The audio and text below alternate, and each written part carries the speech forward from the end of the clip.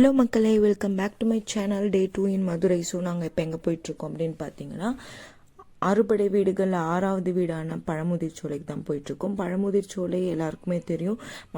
மதுரையிலேருந்து ஒரு 20 கிலோமீட்டர்ஸ் இருக்குது.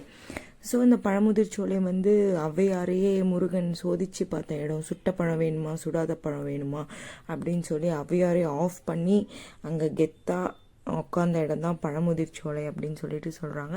இங்கே வந்து முருகன் வந்து வள்ளி தேவான 2 பேர் கூட நமக்கு வந்து காட்சி தருவாங்க. இங்கே வந்து கல்யாணம் ஆகாதவங்க, குழந்தை இல்லை அப்படின்னு சொல்லிட்டு என்ன ஒரு வேண்டுதல் வந்து நீங்கள் வச்சாலும் இந்த முருகன் வந்து நடத்தி கொடுக்குவாங்க அப்படின்னு சொல்லிட்டு எல்லாராலுமே ஒரு ஸ்ட்ராங்கான ஒரு பிலீவ் இருக்குங்க. அப்புறமா இந்த கோயிலில் வந்து ஒரு அணையா விளக்கு இருக்குது, அது எப்பயுமே எரிஞ்சிட்டே இருக்கும் அப்படின்னு சொல்கிறாங்க. பழமுதிர் சோலை ஏன் அப்படி இந்த பேர் வந்தது அப்படின்னா, பழங்கள் உதிர்த்தப்பட்ட சோலை தான் பழமுதிர் சோலை அப்படின்னு சொல்லிட்டு சொல்கிறாங்க.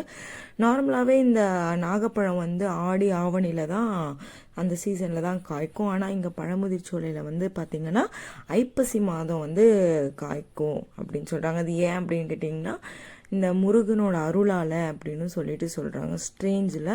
ஸோ இந்த மாதிரி நிறையவே இன்ட்ரெஸ்டிங் ஃபேக்டர்ஸ் வந்து இந்த பழமுதிர் சோலை பற்றி இருக்குது. இங்கே வந்து இந்த பழமுதிர் சோலை மட்டும் இல்லாமல் மேலே வந்து ராக்காய் அம்மனும் இருக்குது. கீழே வந்து நம்மளோட ஃபேமஸ் மதுரை அழகர் கோயில் இருக்குது. அந்த மேலே ராக்காய் அம்மன் கோயிலோட தீர்த்தம் அம்மன் காலடியிலேருந்து டைரெக்டாக இங்கே பழமுதிர் சோலைக்கு வந்து கீழே டைரெக்டாக அழகர் கோயிலுக்கு போகுது அப்படின்னு சொல்லிட்டு சொல்கிறாங்க. ரொம்பவே ஒரு நல்ல ஸ்ட்ராங்கான பிலீஃப் இருக்கக்கூடிய கோயில், பவர்ஃபுல்லான முருகன் கோயில். ஸோ கண்டிப்பாக வந்து விசிட் பண்ணுங்கள். நெக்ஸ்ட் நாங்கள் போன இடம் தான் ராக்காய் அம்மன் கோயில். பாருங்கள், பக்தர்கள்லாம் நடந்தே போய்கிட்டு இருக்காங்க. ஏன்னா அவ்வளோ தூரம் தான் இருக்கும். லிட்ரலி ஒரு 500 மீட்டர்ஸ் தான் இருக்கும். விச் மீன்ஸ் 1/2 கிலோமீட்டர் தான் இருக்கும். நீங்கள் நடந்தே கூட வரலாம். பார்க்கிங்லாம் சூப்பராகவே இருக்குது. இதுவும் வந்து மலை மேலே தான் இருக்குது. இந்த மாதிரி ஸ்டெப்ஸ் ஏறி போகிற மாதிரி தான் இருக்குது. இந்த ராக்காய் அம்மன் வந்து பயங்கர பவர்ஃபுல் அப்படின்னு சொல்கிறாங்க. அவங்க காலடியிலேருந்து வர தீர்த்தத்தில் பக்தர்கள் வந்து குடிக்கிறாங்க. நிறைய பேர் பார்த்திங்கன்னா கேன் எடுத்துகிட்டு போகிறாங்க. அந்த கேனில் வந்து அந்த தீர்த்தத்தை வந்து எடுத்துகிட்டு போகிறாங்க. ஏன்னா அது வந்து அவ்வளோ பவர்ஃபுல். அந்த தீர்த்தத்தை குடித்தா நம்ம உடம்புல இருக்க நோய் எல்லாமே சரியாயிடும் அப்படின்னு சொல்லிட்டு சொல்கிறாங்க. நிறைய கூட்டமாக தான் இருந்தது.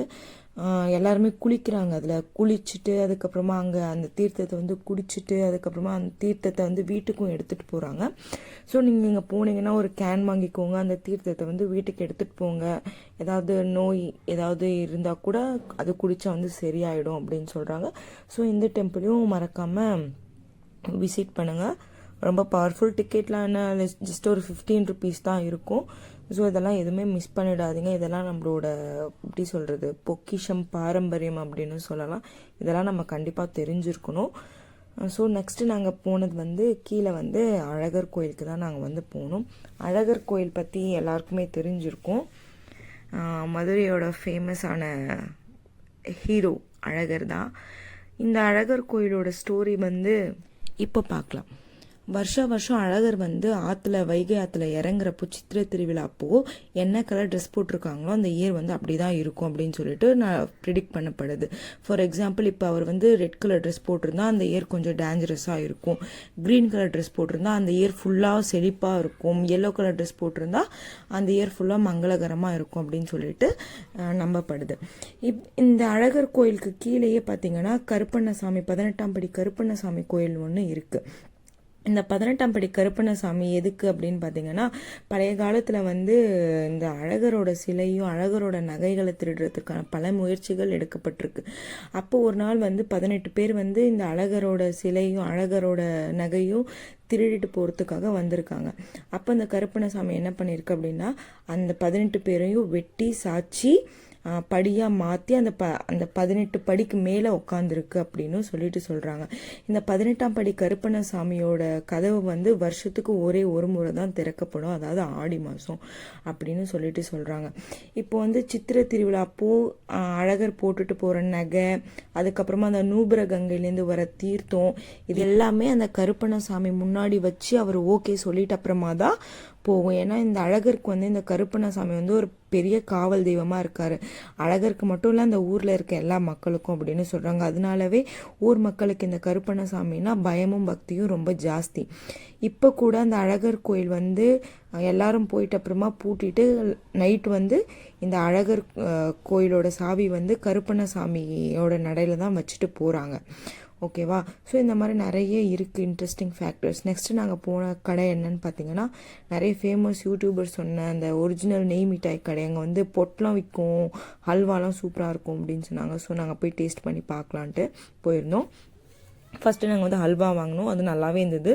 அப்படியே வாயில் வச்சா லபக்குன்னு உள்ளே போயிடுச்சு, சூப்பராக இருந்தது. அதுக்கப்புறம் பொட்டலும் ட்ரை பண்ணோம், பயங்கர காரம். ஸோ தயிர் சாதத்து கூட வச்சு சாப்பிடுங்க.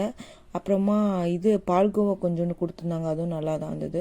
பொட்டலும் வந்து ரொம்ப காரமாக இருந்தது. தயிர் சாதத்து கூட மட்டும் வச்சு சாப்பிடுங்க, வெறுமனே சாப்பிட்டா வயிறெல்லாம் எரியும் பயங்கரமாக. நெக்ஸ்ட்டு நாங்கள் போன இடம் தான் திருப்பரங்குன்றம். இந்த திருப்பரங்குன்றம் வந்து 6 படைகளில் ஃபஸ்ட்டு வீடானது தான் இந்த திருப்பரங்குன்றம். இங்கே வந்து முருகன் வந்து தெய்வானை வந்து கல்யாணம் முடித்த இடம் தான் இந்த திருப்பரங்குன்றம். ஸோ அதே தான் இப்போ கல்யாணம் ஆகலை, கல்யாண தடை வந்து நிறைய இருக்குது அப்படின்னு நீங்கள் வந்து நினச்சிங்கன்னா, இந்த கோயிலுக்கு வந்து முருகனை பார்த்தா கல்யாணம் வந்து நடக்கும் அப்படின்னு சொல்லிட்டு சொல்கிறாங்க. உள்ளே அதே மாதிரி தான், ஃபோன்ஸ் எல்லாம் எதுவுமே அலோடு கிடையாது. அது ஒரு நல்ல விஷயம்தான். ஸோ நிறைய வீடியோஸ் எடுக்க முடியல உள்ளே போயிட்டு. ஸோ நாங்கள் எடுத்த கிளிப்பிங்ஸ் வந்து கொஞ்சம் கொஞ்சமாக இங்கே ஆட் பண்ணியிருக்கோம். இங்கே வந்துட்டு முருகர் வந்து தெய்வானையோட காட்சி தருவார் கல்யாண கோலத்தில். இதுவும் நல்ல பவர்ஃபுல்லான டெம்பிள் தான். ஸோ மிஸ் பண்ணாதீங்க. இது வந்து மதுரையிலேருந்து ஒரு 8 கிலோமீட்டர்ஸில் இருக்குது இந்த திருப்பரங்குன்றம். நாங்கள் வரும்போது நல்ல மழையாக இருந்தது, அதனால கிளைமேட்டும் சூப்பராக இருந்தது. ஒரு நல்ல தரிசனம் கிடச்சிது எங்களுக்கு. அதுக்கப்புறமா நாங்கள் வந்து கிளம்பி போயிட்டோம். மதுரை மக்கள் ரொம்பவே ஸ்வீட்டாக, ரொம்பவே கைண்ட் ஹார்ட்டடாக இருந்தாங்க, ரொம்ப பிடிச்சது. ஸோ மதுரையிலேருந்து யாராவது பார்க்குறீங்க, மதுரை உங்களுக்கு பிடிக்கும் அப்படின்னா ஒரு லைக் பண்ணிவிட்டு ஒரு சப்ஸ்கிரைப் பண்ணிக்கோங்க. கண்டிப்பாக இந்த மாதிரி நிறைய இன்ட்ரெஸ்டிங் வீடியோஸ் வந்துகிட்டே இருக்குது. ஸோ கிளம்ப வேண்டிய டைம் வந்துடுச்சு.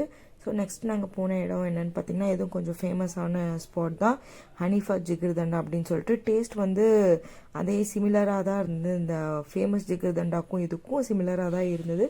ஸோ நீங்கள் வந்தீங்கன்னா இதுவும் ட்ரை பண்ணி பாருங்கள். ஸோ ஜிகிர்தண்டாவோட எங்கள் ட்ரிப் வந்து முடிஞ்சுது. Thanks to Madurai, thanks for every thing. Thank you guys, see you in the next video.